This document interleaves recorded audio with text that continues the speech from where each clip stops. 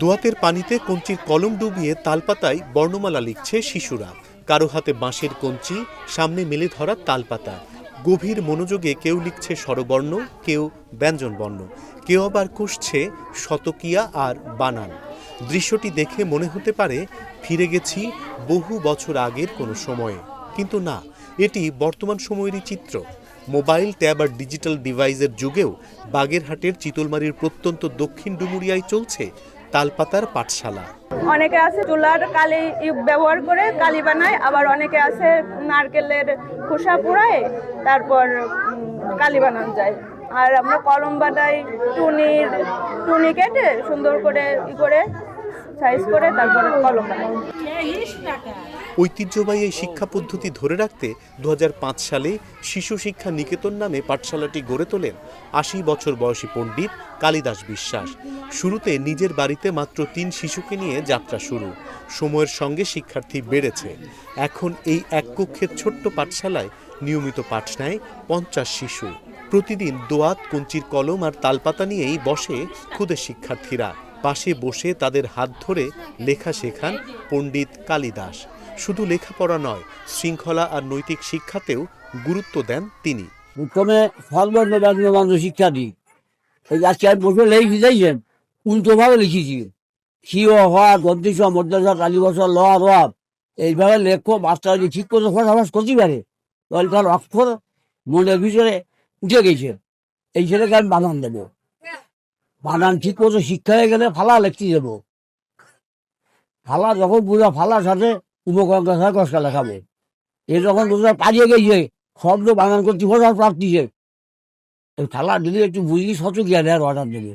শত জ্ঞান লিখতে হবে, ইংরেজি এবিসি লিখতে হবে, যাতে এরা প্রাইমারি স্কুলে পূর্ণাঙ্গভাবে দাঁড়াতে পারে। এইভাবে এদের দেওয়ার চেষ্টা করি। অভিভাবকদের বিশ্বাস, মোবাইল আর টেলিভিশনের কারণে শিশুদের পড়াশোনায় মনোযোগ কমে যাচ্ছে। তাই তালপাতায় লেখার এই পুরনো পদ্ধতিতে পড়াশোনার পাশাপাশি শিশুদের মনোযোগ ও একাগ্রতা বাড়ছে। কারণ তালপাতায় লিখতে হলে খুব মনোযোগ দিয়ে লিখতে হয়। আমার মেয়েকে নিয়ে আমি এই স্কুলে 6 মাস আসি। এখানে এসে আমার মেয়ে ব্যঞ্জন বর্ণ স্বরবর্ণ শিখেছে। এখানে সব সময় তালপাতাই লেখা হয়। এখানে প্রত্যেকদিন 12টা পাতায় লিখতে হয়, আর এখানে লেখাপড়ার কোনো ফাঁকি দেওয়ার কোনো সুযোগ নাই। এখানেই প্রত্যেকদিনের কথা প্রত্যেকদিন স্যারে দেখে আর উনি দেখাতেই হয় সবাই। এখানে লেখাপড়ার পদ্ধতি খুবই সুন্দর, কারণ এখানে অর্থ কম খরচ হয়।